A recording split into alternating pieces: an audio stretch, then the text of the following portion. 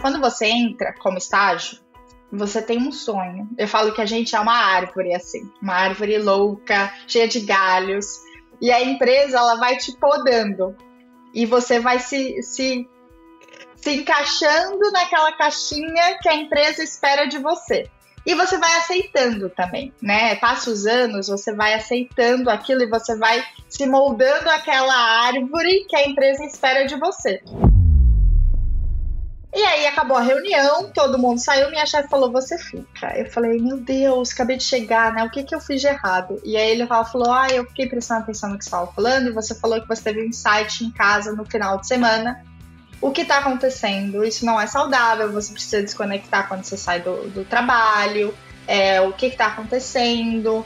Então, assim, eles têm eu acho muito, muito legal isso, de você não viver, você trabalha para viver, você não vive para trabalhar. Que eu chegava, minha mãe olhava para mim, ela falava assim, tá tudo bem? E eu chorava todos os dias, eu tava assim, numa fase muito estressante. Então, quando eu conversei com os meus pais olha, eu recebi uma proposta para vir com um contrato local, a minha mãe falou, se você for parar de chorar, faz o que só você, é isso que eu quero, que você não chore mais. Esse é o podcast das pessoas e produtos que movimentam a minha, a sua, as nossas vidas.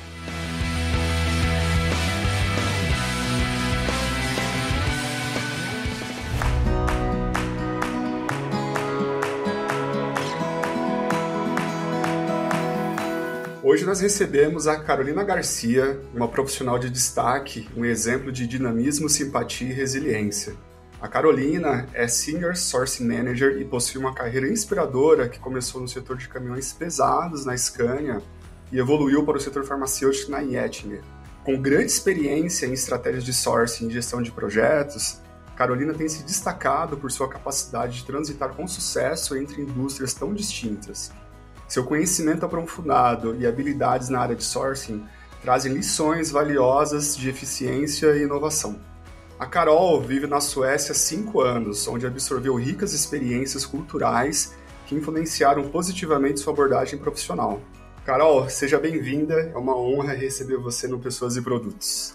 É uma honra estar aqui, ser convidada por você. Obrigada pelo convite, muito legal.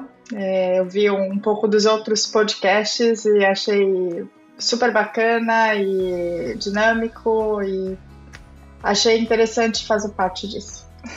Legal, vamos nessa.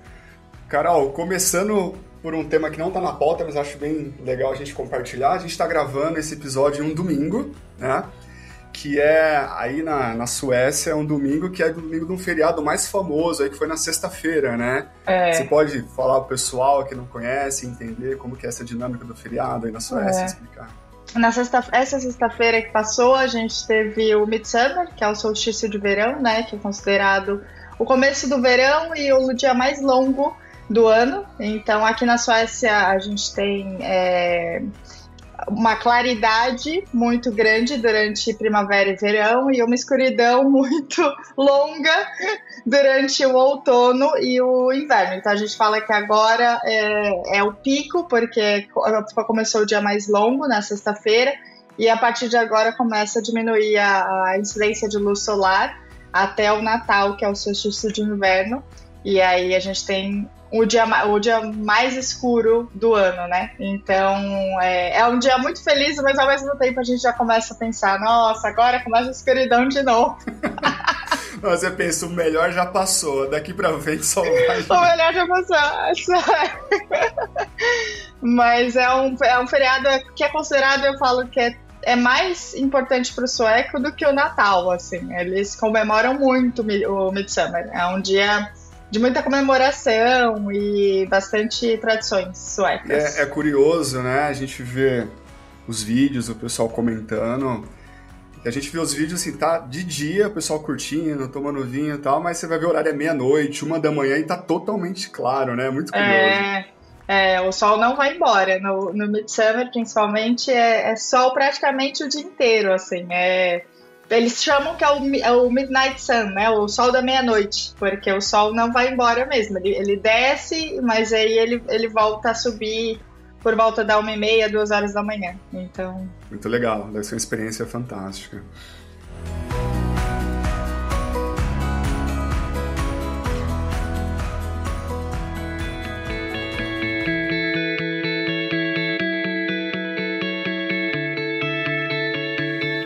Carol, eu comecei dando um briefing aqui da sua carreira, mas antes de a gente falar de carreira, de experiência, de projetos, que eu tenho uns temas bem legais aqui para você compartilhar, gosto de iniciar bem do começo. Como que você foi na infância? Você era uma criança curiosa? Quais foram as suas referências profissionais na infância, sua família ou não? Conta pra gente como tudo começou. Eu sempre fui uma criança assim, muito curiosa, e eu sempre tive, assim, se você conversar com a minha família, eu sempre fui aquela pessoa, aquele adolescente que falava: não, porque eu quero viajar o mundo, eu não quero ficar aqui no Brasil, eu quero ter uma carreira internacional, quero trabalhar numa multinacional. E assim, a minha família tem bastante gente que trabalha em empresa pública, né, que prestou concursos e tal, e eles, família de concurseiro sempre quer que você preste concurso também, né, e eu sempre falava, de jeito nenhum, nada a ver comigo prestar concurso, eu quero trabalhar na multinacional e voar, eu quero ir para outro país mesmo, assim. Então sempre foi um desejo meu morar fora, né, e morar fora com a minha carreira. Então, né, quando eu fui decidir qual tipo de faculdade que eu iria cursar, eu acho que antes, assim, lá pela 7ª, 8ª série, eu era muito apaixonada por literatura, assim. Então eu quis fazer uma coisa totalmente diferente do que eu faço hoje. Eu queria fazer letras, sabe, editar livros. E aí, quando chegou no colegial, veio física, química, e aí eu me apaixonei, eu falei, quer saber? Eu vou fazer alguma coisa relacionada a exatas, que eu acho que é mais compatível com o meu desejo de vida, de viajar para fora, de morar fora. Então, eu fiquei na época entre economia e engenharia, mas a minha família inteira é de engenheiros, então foi um pouco... Não teve muito o que decidir, assim. Eu conversei com vários tios, meu pai é engenheiro, amigos meus são engenheiros, e aí eu decidi fazer engenharia, que era o que eu acho que era mais compatível com o que eu gostava, e mais fácil também, na minha cabeça, na cabeça da minha família também, era mais fácil de arrumar um emprego depois, porque a engenharia acaba sendo uma profissão muito abrangente, né? Você consegue trabalhar em qualquer mercado. Então, na época... E na época, era 2008, 2009, era o boom da engenharia também. Era aquela que todo mundo falava, nossa, você tem que fazer engenharia porque vai arrumar emprego muito fácil. Então, também foi um conjunto de coisas que me fez decidir ir para a engenharia na época. Isso da engenharia, da formação acadêmica, e como especificamente você foi parar na área de compras, na área de sourcing, como foi essa jornada? Eu caí de paraquedas, na verdade, porque assim, o que aconteceu foi... Quando eu tava começando o 4º ano, acho que final do 3º ano da faculdade, eu fazia faculdade de manhã em Santos, na Universidade de Santa Cecília.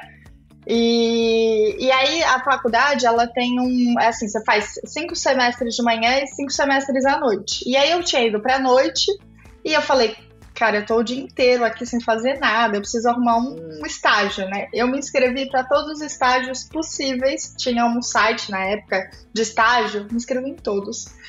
E aí eu recebi a ligação da Scania, né, que é onde eu fiz estágio, e fiz entrevista, e era hoje em dia acho que não se faz mais isso, mas em 2013, 12, final de 12, assim, 2012, era muito comum fazer dinâmica. Então, via assim, todos os estagiários, e aí fazia aquelas dinâmicas de grupo, tal, o dia inteiro. Eu não sei se hoje em dia ainda é isso, assim. Ainda é, em alguns casos. Mas naquela época ainda acontece, cada história engraçada. E aí a gente fez o dia inteiro de dinâmica, e eram, tipo assim, uns 5, 6 áreas, chefes de áreas diferentes.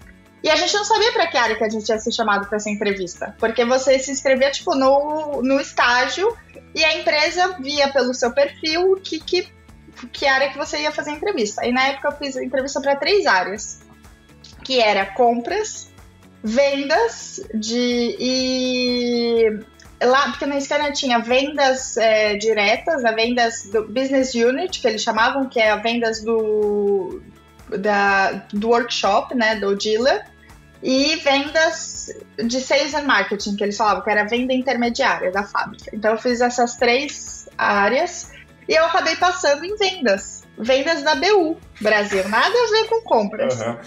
Nada a ver. E aí eu trabalhei 2 anos nessa área, fiz os 2 anos de estágio. Foi assim, eu falo que hoje eu acho que eu não teria cabeça para fazer isso, mas eu estudava na faculdade à noite e trabalhava o dia inteiro, de manhã, em São Bernardo. Então eu acordava, pegava fretado, ia pra Scania, trabalhava o dia inteiro, e aí e descia pra Santos. E o fretado não tinha o fretado que pegava o horário do estágio, né? Então eu acabava ficando às 8 horas lá, né? Voltava, ia direto pra faculdade, chegava da faculdade às 11h30, meia-noite em casa, pra acordar às 5 no outro dia pra ir trabalhar de novo, né? Bons tempos. E aí, no final desse período, o meu chefe na época me chamou e ele falou, olha, tem uma vaga, a gente quer te efetivar, não sei o que e tal. E assim, era vaga de um estagiário antes de mim, que eu tinha entrado para substituir ele. E assim, estagiário, gente fofoca. Eu perguntei pra ele, quanto que você ganha? Então eu sabia tudo, assim, quanto você foi efetivado por quanto. Então eu fiquei sonhando com aquele salário 2 anos, assim, nossa, eu vou ser efetivada com esse salário e tal. E aí quando chegou a proposta, era uma proposta de um salário muito baixo, muito abaixo do que eles tinham efetivado o anterior. O anterior. Uhum. Só que o anterior, né, a gente... Hoje é meio tabu a gente falar isso, mas o anterior era homem, né? Era outra, querendo ou não, a empresa tem uma diferenciação de salário entre homem e mulher. Mas era assim, praticamente metade do salário que ele tinha sido efetivado. E aquilo me assustou, eu falei, olha, eu agradeço, porque eu pensei muito rápido, assim, eu acho que eu fui muito... Porque na hora que ele me ofereceu, eu já falei, olha, desculpa, não é esse salário que eu tinha imaginado, eu agradeço a efetivação, mas eu vou declinar, porque... Eu sei que você consegue me oferecer a mais do que isso e eu sou uma formada de engenheira. Tipo, eu acabei de me formar em engenharia, sabe? Não é isso o salário. O salário é muito abaixo do que eu esperava como engenheira, pelo que eu me formei. E eu não vou entrar na empresa com esse salário. E aí, meu chefe na época ficou, tipo, mega assustado, assim, porque ele falou, não, mas... Não, baita convicção, você super jovem, né, encerrando o estágio, já teve esse tipo de postura. Sim, e eu falei, não, eu agradeço, mas eu vou começar, assim, só pra você tá sabendo, eu vou começar a me inscrever em todas as vagas possíveis e provavelmente eu vou começar a faltar mais, porque eu vou precisar fazer as entrevistas. E ele falou, tá bom. Só que a gente tinha, assim, eu e o meu chefe na época, a gente conversava muito, assim, ele foi meu mentor, sabe, meu mentor de começo de carreira. Aí um dia, passou, assim, uma semana, eu comecei, porque aí foi na época, foi julho, isso daí foi junho, julho, que é quando os trainees começam a abrir, né? Então eu comecei a me inscrever e eu comecei a fazer muita entrevista pra trainee, assim, na época. Aí um dia ele me chamou pra conversar e ele falou, Carol, quanto você quer ganhar? Aí eu falei, olha, eu quero um salário inicial que tá, tipo assim, um salário médio de engenheiro que tá no site do CREA. Eu falei, pra mim tá bom. Ou praticamente o que você pagou pelo estagiário anterior. Aí ele falou, tá bom. Como você sabe do estagiário anterior. Aí ele, ok. Passaram-se, isso foi julho. Quando foi em setembro, ele me chamou pra conversar, ele falou assim, olha, eu descobri que tem uma vaga em compras que eles vão efetivar alguns estagiários lá. E eles estão sem estagiário suficiente para efetivar. E eles têm mais vaga do que estagiário. Então, eles vão abrir uma vaga interna para os estagiários da Scania. E eu pensei em te indicar. Né? Eu ia entrar como indicação. Aí eu falei, você quer? Eu falei, quanto é o salário? E aí ele falou um valor que era o que eu queria, realmente, assim, era exatamente o que eu queria. Eu falei, eu quero. Nunca tinha pensado em trabalhar em compras, não sabia o que compras fazia, mas eu falei, cara, isso isso a gente resolve depois, a gente descobre depois. Eu também não sabia o que vendas fazia, eu entrei aqui, né? Aí fiz a entrevista, eu saí da entrevista, eu lembro que eu saí da entrevista, pensei, nossa, nada a ver, sabe, não me dei bem com os chefes que tinham feito a entrevista, eu falei, nossa, acho que essa área não é pra mim. Passei e falei, vou aceitar. E depois eu vejo o que eu faço, se eu não gostar, eu começo a me inscrever de novo pros trainees, né? Aí fui, e assim, é uma área muito... Eu amo compras hoje, eu falo assim que eu sou muito... eu sou compradora mesmo, eu amo a área de compras, aprendi a amar, eu acho que no começo... E uma coisa muito boa era que as pessoas da área eram muito bacanas também, era um grupo muito bacana nessa época. Então, e aí foi assim, eu entrei... Me apaixonei, passei por vários segmentos, né? Porque na Scania a gente é dividido em segmentos de peças, então eu comprei vários segmentos de peças. E aí eu fiquei 4 anos lá, em compras. Então no total foram 6 anos de Scania, né? De Scania Brasil. Então foram 2 anos de estágio, mais 4 em compras lá. Ou seja, você caiu de paraquedas, mas se encontrou. Hoje é uma área que você é apaixonada pelo que você faz. Com certeza.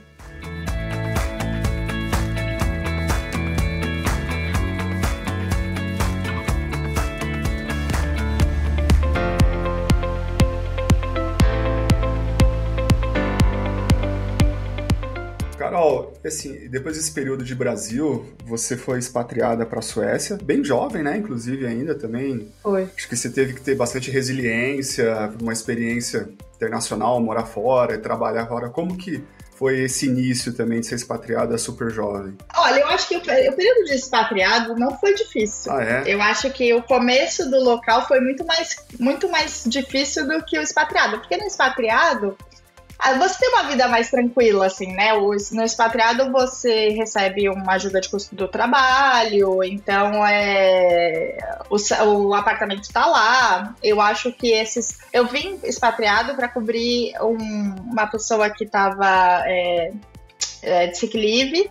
Ele estava como é que fala no Brasil? Tava afastado, né? Afastado. Afastamento. E aí eu vim para ficar 3 meses aqui.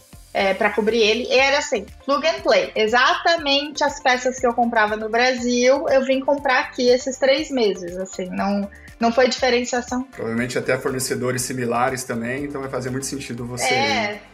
Muito sentido, e aí eu vim, na época eu tava assim, um pouco, eu falo que eu tenho a crise dos 4 anos na minha carreira, todos 4 anos eu tenho uma crise de vida, assim, crise de carreira, é isso mesmo que eu quero pra minha vida. E eu tava nessa fase, assim, eu tava numa crise de pensar frustrada com o meu trabalho, frustrada com a gerência na época e o modo como eu tava sendo lidado as coisas, e eu falei, não sei se é isso que eu quero, e eu tava pensando em começar a procurar fora, e aí eu fui enviada pra cá, como expatriada. E na época também foi um pouco loucura, porque eu vim e eu continuei trabalhando com as coisas do Brasil. Eu não passei as minhas coisas pra ninguém. Então, assim, eu só acumulei, né? Eu lembro, gente, olha, coisas que a gente faz com 25, 26 anos, né? Que a gente aceita, que hoje eu não aceitaria de jeito nenhum. Mas na época eu vim com 100% do que eu fazia no Brasil, que já era aquela loucura brasileira, né, de empresa que você trabalha loucamente, e vim e abracei tudo que eu fazia aqui. Então eu trabalhava muito, assim, eu falava que eu trabalhava das 8 às 5 da tarde para a Suécia e das 5 às 8 da noite para o Brasil. Era uma loucura, assim. Foram 3 meses bem punks. Mas aí... Nesse meio tempo, eu tinha pegado um caso de um fornecedor que estava parando a linha, e eu tinha ido era um fornecedor francês, eu tinha ido até a França para ficar tentando tirar peça, tal, tentando resolver problemas com ele.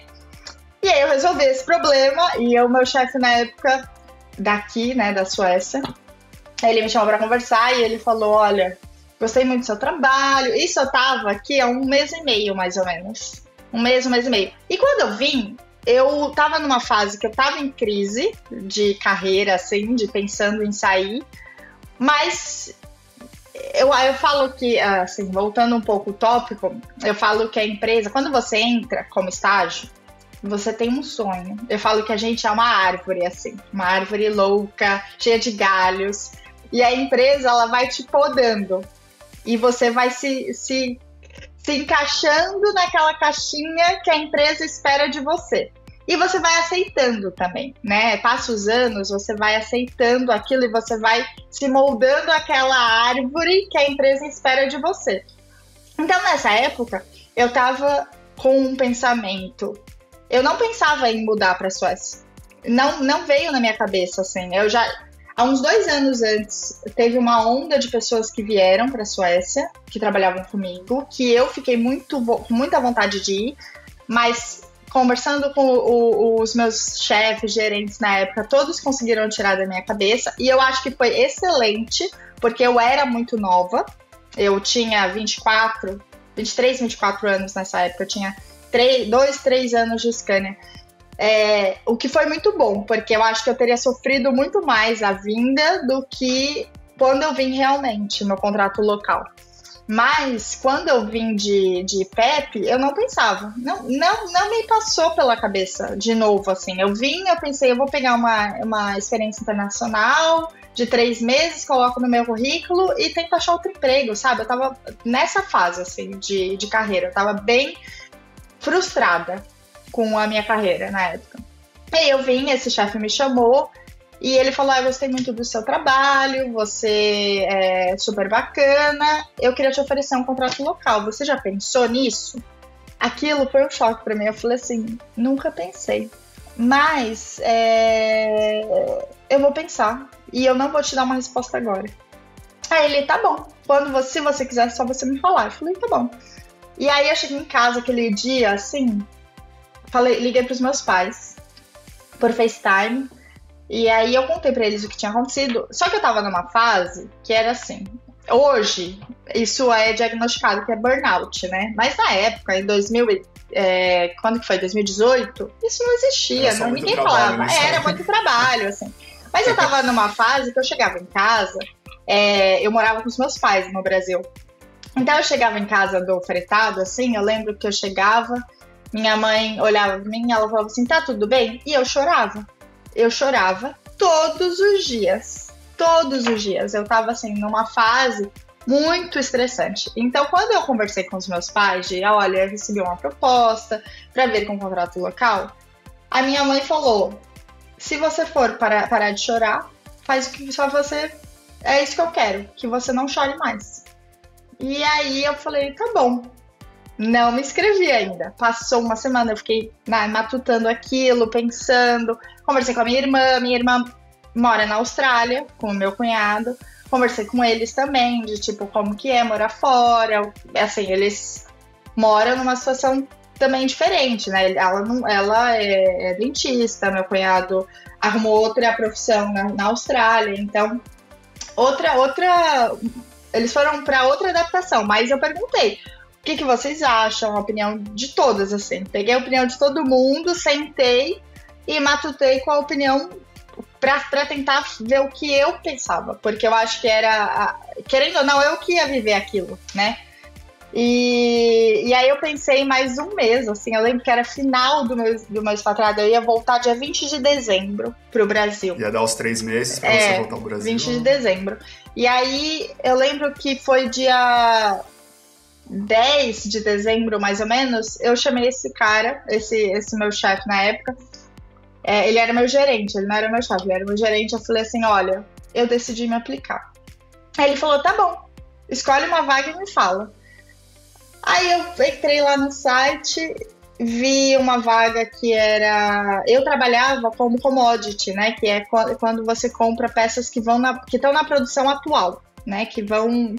Só que tinha uma vaga de fazer exatamente o que eu fazia, o mesmo segmento, né? A mesma família de peças que eu comprava, mas ia para o projeto. Então, na minha cabeça, eu pensei, Eu ainda tô familiarizada, então eu vou saber o que eu vou comprar, mas é uma coisa que vai me desafiar, porque eu nunca comprei projeto, né? Então eu queria aprender, eu não queria fazer o mais do mesmo, porque eu sabia que eu tava frustrada fazendo aquilo. E você deve ter imaginado, talvez eu vou me frustrar em pouco tempo, então eu vou tentar fazer algo diferente, sair de peças vida séria, vou comprar peças projeto, protótipo. Então me apliquei nessa vaga para comprar exatamente a mesma família, mas em projeto, e avisei ele, e ele falou, tá bom. Passaram-se 5 dias, eles me chamaram para uma entrevista. Eu fiz entrevista, sem feedback, não me falaram nada. Eu falei, tá bom. Peguei o avião, avisei, chamei a chefe da época, né, que fez a entrevista comigo. Eu falei, olha, eu estou indo embora. Meu último dia na Scania foi dia 18, sei lá. Eu falei, dia 20 eu estou indo para o Brasil. Então, queria agradecer e tal, você tem um feedback da entrevista. Ela falou, eu ainda estou finalizando as decisões, mas eu te aviso antes do Natal. Eu falei, tá bom. Fui embora. Fechei minha mala e fui embora. Eu lembro que eu pousei em Guarulhos, esperando minha mala, coloquei tirei o modo avião, apareceu um e-mail assim, welcome. Que era já a proposta de vaga. Aí é quando cai a sua ficha, né? Que você fala, meu Deus do céu, eu passei. Agora? E agora? E agora, né? E aí foi quando... Aí eu passei, avisei minha chefe na época do Brasil, eu falei, olha, eu passei nessa vaga, eu vou aceitar, decidi aceitar, não sei o que tal. É lógico que a empresa não ficou nada feliz, né? Eles me mandaram para um expatriado, e eu volto do expatriado com um contrato local, você eles ficaram bem bravos. Exatamente. Não foi um final de contrato, assim, muito feliz de ambas as partes, assim. Mas aí eu voltei, dei entrada no visto, eu ainda trabalhei até abril no Brasil, porque demorou um tempo pro visto sair, eu também tava de férias e tal. E aí eu vim dia 26 de abril pra cá, pra trabalhar aqui. Então foi quando eu cheguei, foi 26 de abril de 2019 que eu vim pra cá. Então foi assim a decisão assim, de vir pra Suécia. E eu acho muito legal você contar essa história, algo muito pessoal, em detalhes, porque isso inspira muitas pessoas, sabe? Uhum. De ter a coragem, de tomar uma decisão. Desde o seu estágio que você comentou, né, da vaga que estava disponível, você tomou a decisão, não quero se for assim, assado, foi para um período expatriado 3 meses fora, apareceu essa oportunidade, então é muito legal, porque isso inspira muitas pessoas que ouvem e acompanham.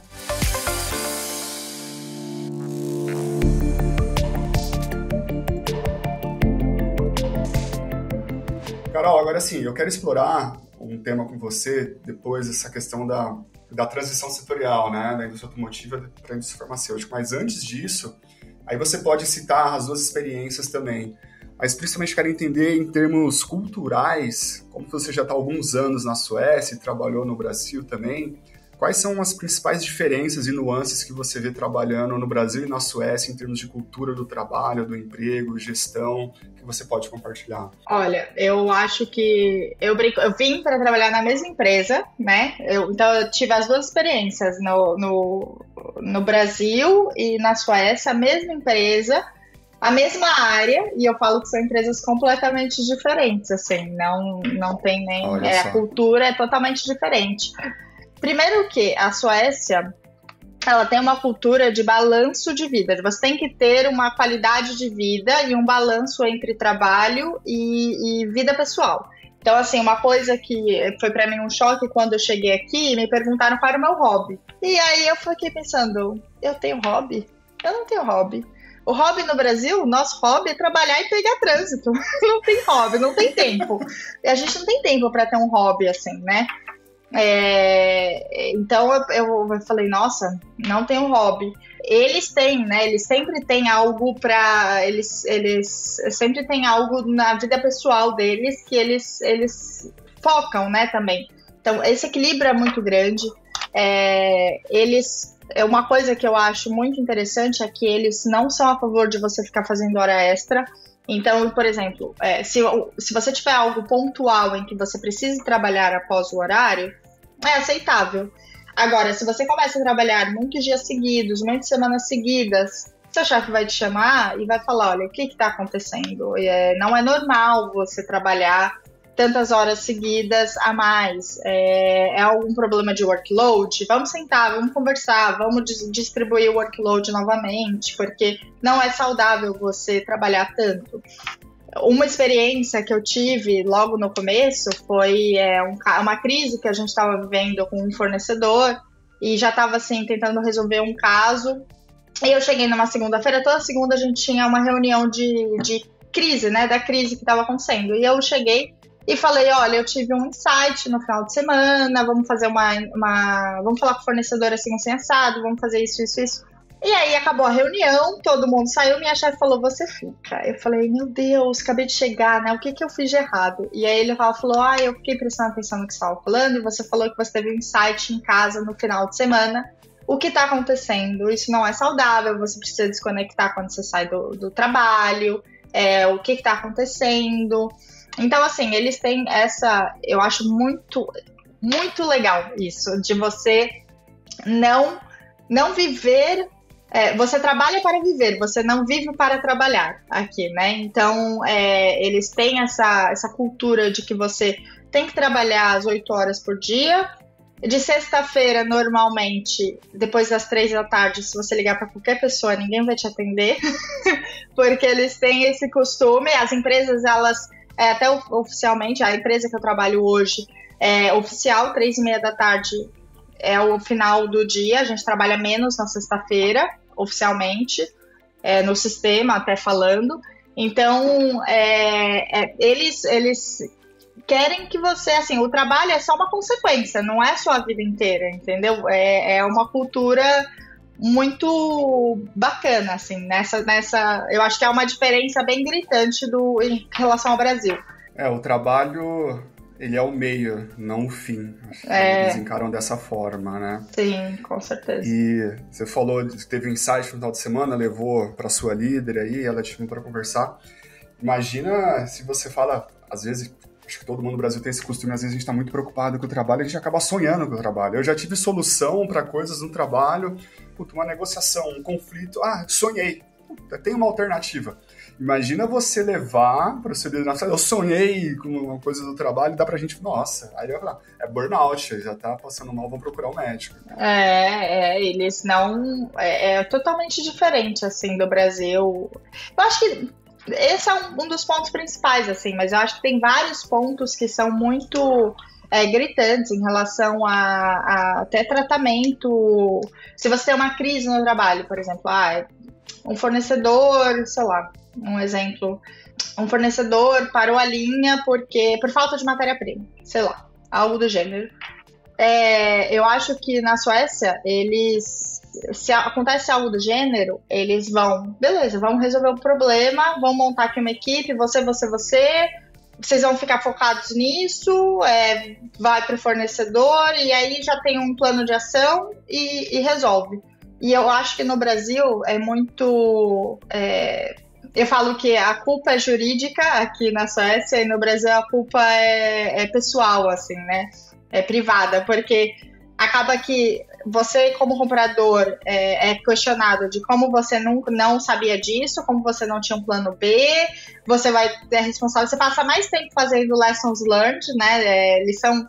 Como Vocês aprendem como evitar que aquilo aconteça novamente. Né? Como evitar que aquilo aconteça novamente do que tentando resolver o problema. Aquele problema, ele perdura muito mais tempo no Brasil, porque você foca em outras coisas do que resolvendo realmente o problema, né? Eu acho que isso é uma cultura gritante para mim. Mas aí você acha que é muito aquele lance que a gente tem aqui da crença da culpa? Quando acontece algo, a primeira coisa é que todo mundo pensa, quem é o culpado? Por que isso aconteceu? Encontrar um culpado, apontar o dedo para depois resolver o problema. Eu acho que talvez seja cultural brasileira, assim, de ser tudo muito pessoal, né? Uma diferença que a gente tem é que às vezes quando você discute com alguém no trabalho, você acaba pegando birra daquela pessoa, né? no Brasil. Aqui é trabalho, fora do trabalho é outra coisa, assim. Saiu da sala de reunião, eles já te chamam para um cafezinho e tá tudo bem, sabe? É outro... Eles separam, são caixinhas diferentes. No Brasil, acho que é tudo muito, muito emocional, né? Seria muito mais emocional. Então, acaba que a gente não consegue focar em resolver o problema. A gente quer saber quem que causou aquele problema, sabe? Do que querendo resolver. Então, eu acho que também é uma cultura diferente do que a gente tem no Brasil.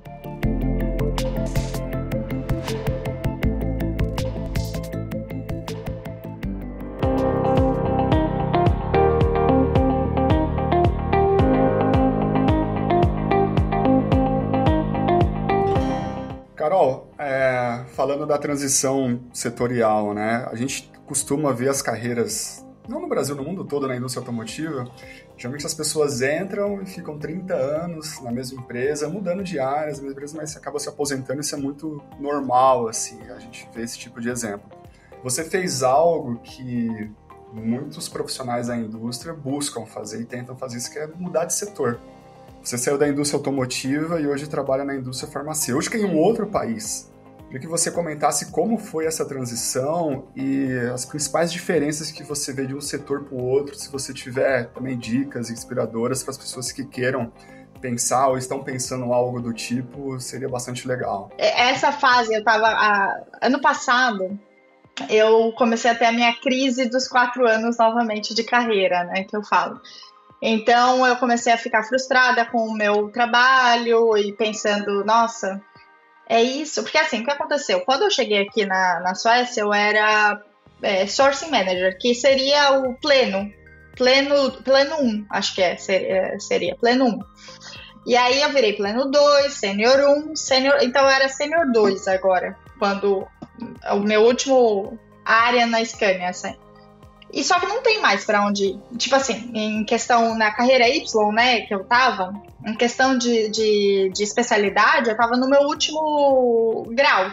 Então eu teria que ir pra outro lado, né? Teria que ser promovida como líder, né? Como chefe, algo do gênero. Mas eu não me sentia assim muito preparada para isso. E aí eu volto naquela frase que eu falei, que a gente a gente é podado, né, pela empresa. Porque quando eu entrei, eu queria ser, nossa, eu vou ser diretora, presidente da empresa. E aí passa o tempo, você vai tendo, você vai vendo os seus chefes, as pessoas acima de você, e você vai falando assim, não quero essa vida não, sabe? É uma coisa que você fala, putz... Eu sempre falo que é difícil ter a vida de primeiro chefe, né? O primeiro chefe é sempre mais difícil. Eu acho que quando vai subindo, vai facilitando. Mas o primeiro filtro ali é um que você vê que os chefes sofrem. Não é uma vida legal. E aí eu falei, putz, não é isso que eu quero. Então eu comecei nessa frustração de vou, não vou, sabe? Aceito ou não aceito. E... quando foi, e aí eu comecei a me inscrever para várias, e é o que você falou, a gente tem medo, gosta, o automotivo, gente, é muito, muito bacana. Eu amo automotivo, eu falo que a indústria automotiva ela é sedutora, assim, sabe? Então, eu não pensei em sair da indústria, eu comecei a me inscrever para vagas internas, assim. Então, eu fiz várias entrevistas, e aí eu chegava na entrevista e falava, nossa, nada a ver essa vaga comigo. Aí falava, não, obrigada, não tem nada a ver com o role description que você colocou na vaga, agradeço, não quero continuar. E nisso eu fui de julho até novembro, fazendo várias entrevistas para várias vagas internas na Scania. E aí, na época, eu passei numa vaga que eu achei muito legal, que era Project Manager, para ser do Project Office na Scania, e era uma vaga de pré-liderança, assim, né? Porque você acaba sendo o gerente de um projeto, né? E era super, super legal, assim, bacana, eu fiquei super animada com a vaga. Isso foi meio de novembro, que eu fiz a entrevista e tal. Recebi a proposta de aumento de salário, lá do salário, E aí eu tinha colocado no LinkedIn aberto para recrutadores, né? Open to Work lá, mas só para recrutadores, né? Só para interno. Então o pessoal que entrava no meu perfil não via, mas quem era recrutador poderia me ver. E aí eu recebi uma mensagem de uma headhunter falando que tinha uma vaga numa empresa de tecnologia médica, se eu aceitava conversar. Aí eu pensei, conversar? Ok, né? Conversar não tem problema nenhum, não mata ninguém. Eu falei, vamos.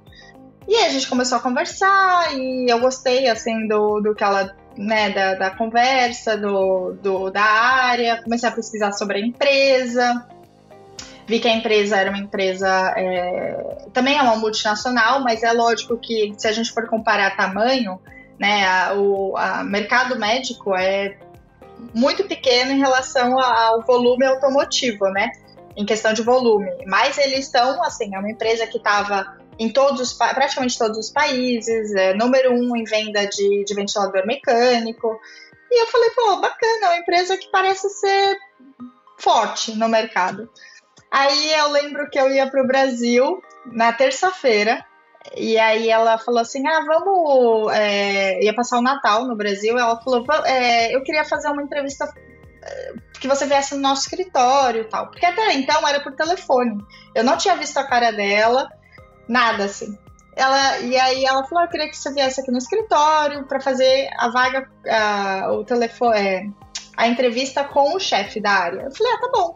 Falei, só que isso era quinta-feira. Eu falei, se você quiser fazer uma entrevista no escritório, tem que ser ou amanhã, na sexta, ou segunda, porque na terça eu viajo pro Brasil. Ela, então tá bom, já te retorno. Aí na segunda, aí ela falou, vamos fazer na segunda. Então eu fui de mala, deixei as malas na estação de metrô e falei na estação de trem, e fui fazer a entrevista. E aí, nessa entrevista, eu já gostei da vibe do escritório, gostei do chefe, gostei de tudo. Fui pro Brasil. Falei, legal, tal. Mas mesmo assim, falei, não sei quando eles vão me oferecer salário, né? Não, se você falar que chegou pra buscar sua mala e abriu o celular e tinha uma mensagem, eu não vou acreditar. Não. Aí eu falei, vou pro Brasil, vou curtir minhas férias, e aí eu decido o que eu faço da minha vida, né? Aí eu fiz mais 2 entrevistas nessa época. E aí pensando, né? Porque uma vez que você vai pro escritório, você vê, poxa, tá chegando. Pra eles me chamarem pra uma entrevista cara a cara, é porque eu tenho grandes chances, né? E é quando eu gosto de fazer listas, assim, eu sou a pessoa da lista.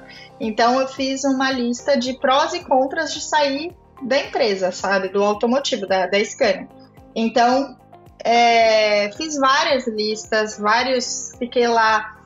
E uma coisa que me pegou era assim, cara, eu tava há 11 anos na Scania, 11 anos no automotivo.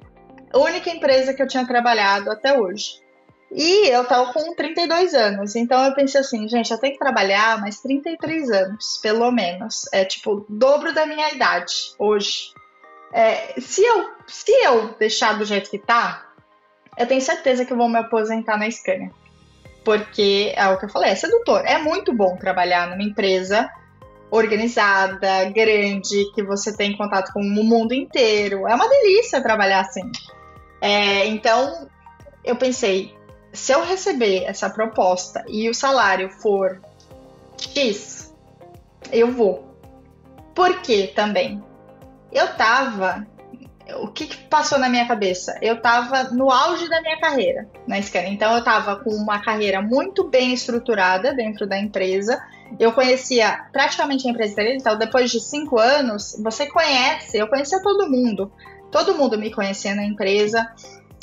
Eu estava em programa de High Potential. Eu estava dando aula na Academy deles para novos funcionários. Eu estava fazendo a implementação do SAP na empresa. Então, assim, várias coisas. Eu estava em vários pontos que, se eu quisesse realmente seguir carreira de chefia ou algo do gênero, eu estava com a faca e o queijo na mão, né?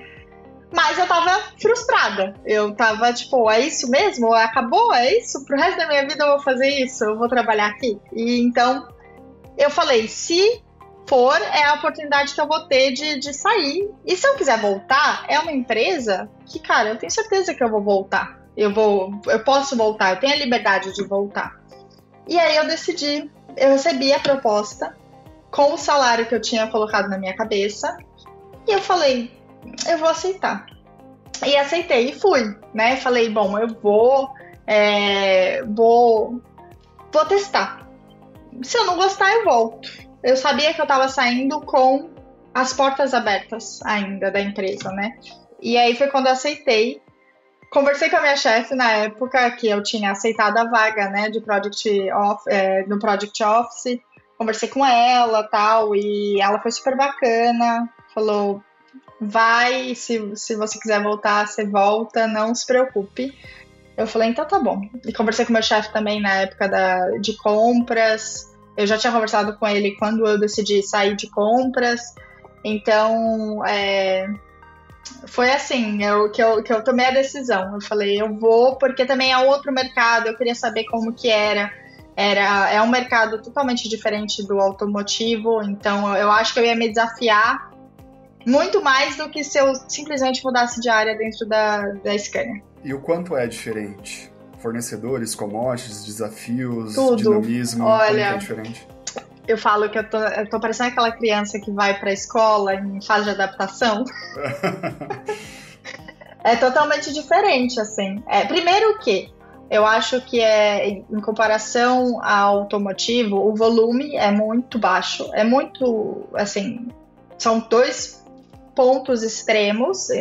O automotivo produz em alto volume e o médico produz em baixo volume, né? Porque se você pensar, os hospitais não trocam os equipamentos todo ano, né? Os equipamentos médicos, eles demoram, né? Eles têm um tempo de vida. Para eles trocarem é muito, muito mais longo do que você trocar um caminhão. E aí, então eu acho que o volume, a relação de fornecedores é outro tipo de approach, né? De relacionamento com o fornecedor, porque, né, no automotivo a gente tem uma relação de fornecedor mesmo, né? O fornecedor ele quer vender, eu quero comprar e vamos sentar e setar o contrato. No médico, né, na tecnologia médica, é uma questão mais de parceria, porque como o volume é muito baixo, né, é muito difícil você achar um fornecedor que queira aceitar produzir tão baixo, né? Então é parceria, porque eles produzem e eles guardam estoque e ficam entregando, né? Então é outro tipo de negociação, de relacionamento com o fornecedor. Então acho que eu estou me desenvolvendo muito mais nessa questão da negociação, de como ter um relacionamento com o fornecedor. A exigência também são outros tipos de certificações. Então eu ainda estou em fase de aprendizado, assim, de entender o que o fornecedor precisa entregar para a gente. São documentos totalmente diferentes do que o automotivo exige. Então eu acho que assim, é outro tamanho de empresa também. Eu falo que uma coisa que eu acho muito curiosa é que quando eu tinha por exemplo, a gente precisa escalonar isso para o financeiro, a gente precisa escalonar isso, algo do gênero. No automotivo a gente fala área, né? A gente precisa escalonar isso para o financeiro. Não, numa empresa que ela é pequena em relação em número de funcionários, você sempre fala, eu preciso escalonar para fulano de tal. Então, no começo, para aquela pessoa, porque aquela pessoa é aquela área, né? A empresa é muito mais enxuta, para também ter o reflexo do volume, né? Eles não precisam ter uma empresa do tamanho de uma automotiva, porque o volume também não justifica. Então, eu acho que eu tô aprendendo muito, é outro método de trabalho, outro jeito, outro tipo de negociação com o fornecedor. Eu acho que é bem diferente, mas é legal, eu tô me adaptando ainda, porque eu acho que também um dos pontos na Scania eu era uma pessoa sênior, né? Eu fazia de olho fechado o meu trabalho. Era muito fácil. E aí, já na empresa nova, é tudo aprendizado, né? Outro sistema, outro método de trabalho. Então, eu me sinto um pouco júnior, assim, lá, porque eu tô reaprendendo tudo, né? Praticamente tudo. Eu acho que o esqueleto a gente sabe, né, fazer. Então, assim, ir para negociação, fechar contrato, essas coisas a gente sabe fazer. Mas em questão do dia a dia, de como pegar desenho, como abrir a cotação, fazer as coisas em sistema, é outro aprendizado, assim, eu aprendo todo dia. Os soft skills você tem, né, de como lidar com a situação, enfim. Aí você tem que aprender os hard skills específicos, né, do sistema, do setor e tal. No automotivo a gente, né, tá muito acostumado com ISO TS, isso, aquilo. Você vai para o farmacêutico, já é GMP, marcação CE, então são coisas bem diferentes. As regulamentações são outras, né? As normas são outras.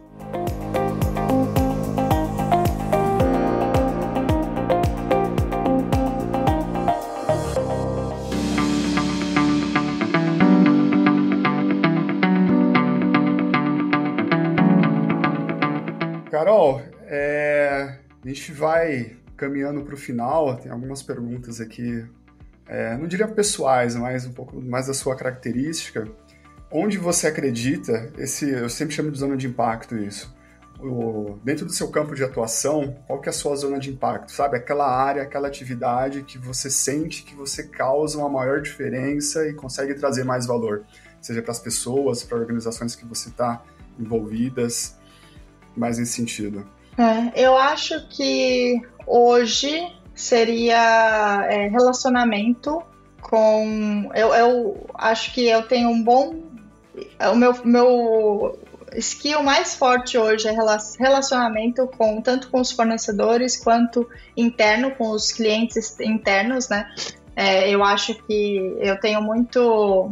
eu sempre penso assim, a gente não precisa ter um relacionamento ruim para tentar fazer com que as pessoas façam o trabalho delas. Então, eu acho que você ganha muito mais sendo educado e suave no modo de relacionamento. Você ganha muito mais do que na base ali da ameaça, você tem que fazer e aquela coisa. Então, eu acho que por mim, que a minha zona de impacto ali, meu skill mais forte seria relacionamento, em relação a tanto com os fornecedores, sempre tive relacionamentos muito bons com todos os meus fornecedores, quanto interno, assim, eu sempre me relacionei muito bem entre as áreas, e eu acho que sempre quando, às vezes, é lógico, a gente tem algumas situações que precisa ser mais firme, né, mas eu sempre falo que não precisa ser com grosseria. Todo mundo precisa ser um pouco profissional, né? Na área. Um pouco não, bastante profissional quando você trabalha. Eu não sei, eu sempre penso que eu não sei o que a pessoa está vivendo dentro da casa dela, mas eu espero que quando ela entre na empresa, né, que ela venha para trabalhar, ela trabalhe e ela trate o outro com respeito. Então, eu sempre trato todas as pessoas com quem eu me relaciono com respeito, e eu acho que é isso que seria meu ponto mais forte, assim, em relação a relações sociais com as pessoas com quem eu trabalho. Sempre tive um ótimo relacionamento. Boa. Qual frase define você? Não se acomode. Se não está feliz, sempre tem algum lugar para você ir. Eu sempre falo assim que eu não sou uma pessoa que espero a situação melhorar. Então, quando eu tive problemas se eu tiver alguns problemas com os meus chefes ou com a área, ou falar, nossa, não é isso que eu quero, não estou me adaptando, não estou com um relacionamento bom nessa área, eu sempre fui de tipo, ok, bola pra frente, vamos procurar outro lugar para trabalhar. Então, tanto quando eu estava em compras, mudei de segmento a cada 1 ano e meio, 2 anos, eu mudava de segmento, assim, quando eu não estava feliz com aquele segmento, com aquele grupo que eu trabalhava, ou com aquele chefe com quem eu trabalhava, eu mudava. E eu acho que a vida passa muito, muito rápida. Assim, eu falo que eu não vi esses 11 anos de carreira passarem, sabe? Eu lembro do dia que eu fui fazer entrevista no estágio. E então eu acho que você não pode pensar, eu já tô velha, eu vou ficar aqui. Porque eu poderia ter pensado, olha, eu tô com 32 anos, muito provavelmente eu vou ter filho mais pra frente, então acho que eu vou ficar aqui, tô feliz, tô de bem e tá tudo bem. E não era isso, eu falei, gente, eu não vou ser feliz se eu não me desafiar, sabe? Eu gosto de estar sempre aprendendo, sempre me desafiando, me desenvolvendo. Então eu acho que não se acomode. A vida, gente, é assim, ó. Daqui a pouco a gente tá perto da aposentadoria e eu acho que você tem que olhar para trás e pensar, eu fiz tudo que eu quis, sabe? Eu tenho algum arrependimento? Eu falo que quando eu mudei para cá, foi difícil. Nossa, eu acho que o primeiro ano foi muito difícil, porque foi pandemia junto, foi tudo. Mas eu não me arrependo em nenhum momento. Eu falo, olha, eu fiz, apesar desse 1 ano ter sido muito difícil, desse primeiro ano ter sido muito difícil, foi o que mais me amadureceu, assim. Eu não sou a mesma pessoa que eu era quando eu saí do Brasil, sabe? Eu acho que isso foi muito bom pra mim, pra minha carreira, pra minha vida pessoal, tudo. Então, acho que uma frase é isso, não fique onde você não está feliz, não se acomode e sempre procure se desenvolver. E se você não está feliz nessa empresa, vai procurar outra. O mundo é muito grande, não existe quando as pessoas falam assim, dificilmente você vai sair dessa empresa, ela é uma multinacional, ela é uma empresa maravilhosa. Não sei, será mesmo? Será que? Eu falo, eu sempre gosto de ver se a grama do vizinho é mais verde. Às vezes se não for também, a gente volta, sabe? Se for artificial, a gente volta e continua aqui. Então, mas se a gente não vai, nunca vai saber. Você vai ficar ouvindo o que as outras pessoas acham pela cabeça delas, pela concepção da vida delas. Não, vai você tentar e testar você mesmo. E tudo tem solução. Tudo tem solução. Se você for e se arrepender, volta. E se você não puder voltar, você vai achar outro lugar que você vai ser mais feliz. Tudo tem solução nessa vida. Muito bom. Como as pessoas te acham, Carol? No LinkedIn tá como? Carolina? O meu LinkedIn tá como Carolina Lucas Garcia. Então eu tô com o meu nome do meio lá. Deixa eu só checar se é isso mesmo. Carolina Lucas Garcia. Tá no meu LinkedIn.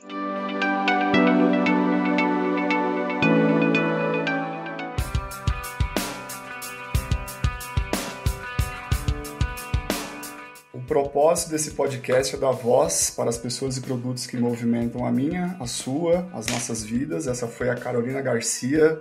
Muito obrigado, Carol. Obrigada, foi um prazer. Muito gostoso o nosso papo.